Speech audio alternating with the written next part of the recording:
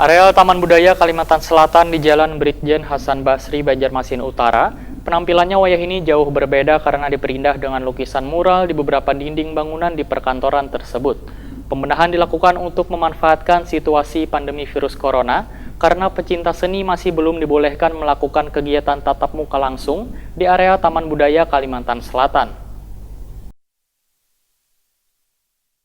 Areal Taman Budaya Kalimantan Selatan di Jalan Brigjen Hasan Basri, Banjarmasin Utara, penampilannya wayahini jauh berbeda karena diperindah dengan lukisan mural di beberapa dinding bangunan di perkantoran tersebut. Wayah memasuki areal Taman Budaya Kalimantan Selatan, pengunjung atau pecinta seni sudah dihadapkan dengan 2 buah lukisan mural kesenian Madihin Wan Balamut.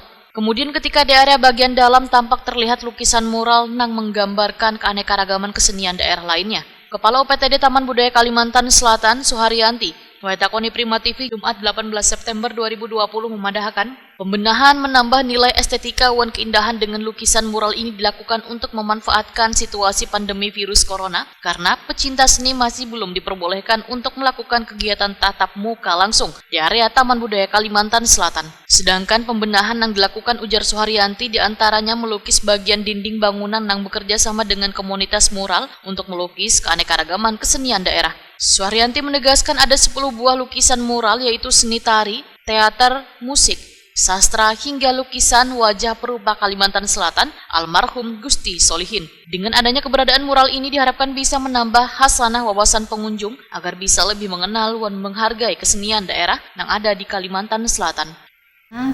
Pertama, untuk menambah wawasan tentang seni kepada pengunjung di Taman Budaya, baik yang secara virtual maupun yang datang ke lingkungan Taman Budaya. Nah, dengan hal tersebut supaya pelajar-pelajar juga lebih memahami, karena belajar tidak harus dengan membaca tapi dengan berwisata seni ada di lingkungan Taman Budaya. Nah, dari materi seni ini kita ada 10 titik di lingkungan Taman Budaya. Bentuk muralnya ada beberapa cabang seni, yaitu seni tari, seni sastra, seni musik, dan seni teater tradisional. Dalam seni sastra kita menampilkan atau menggambarkan seni Belamut dan Madihin. Selanjutnya untuk seni sastra, untuk seni teater tradisional ada Memanda, Damar Remulan, dan Wayanggung. Selanjutnya untuk seni tari ada bentuk tari Beksa Kembang, tari Radap Rahayu, tari Kuda Kipang. Lalu di dalam bagian dinding Sanggar Solihin atau Sanggar Seni Lukis ada mural wajah salah satu tokoh seniman perupa di Kalimantan Selatan, Gusti Solihin.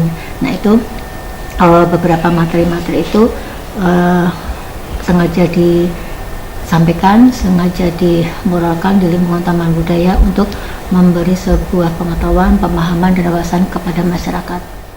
Suharyanti menambahkan, kada hanya lukisan mural yang menjadi program Taman Budaya Kalimantan Selatan di Pesona Ragam Budaya Banjar tahun 2020, namun juga ada sejumlah karya seni instalasi yang dibuat oleh bubuhan seniman dari Sanggar Seni Rupa Solihin, yaitu memanfaatkan bangunan gazebo yang berada di depan gedung Balai Rungsari disulap menjadi miniatur perahu dengan menggunakan bambu. Kalau instalasi kita bekerja sama dengan Sanggar Seni Rupa Solihin ya, yang kebetulan aktivitasnya ada di Taman Budaya.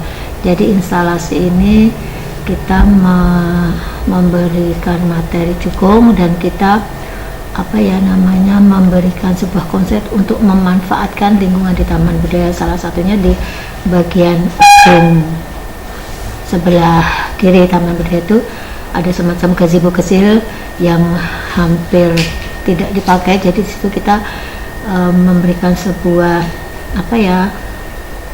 keinginan hati kepada dari Sanggar Solihin itu untuk membentuk bagaimana gazebo yang sudah lama itu digunakan atau dimanfaatkan untuk instalasi. Nah, dengan demikian akhirnya terbentuklah instalasi berupa cukung dengan susunan bambu-bambu selain dari itu ada beberapa instalasi-instalasi yang menghiasi di lingkungan Taman Budaya, baik instalasi maupun seni lukis dengan materi topeng-topeng. Suharyanti menambahkan kedepannya berencana akan menguruk lahan kosong yang ada untuk dimanfaatkan wan dibangun menjadi wadah wisata kuliner yang menjajakan beragam makanan wan minuman khas Banua.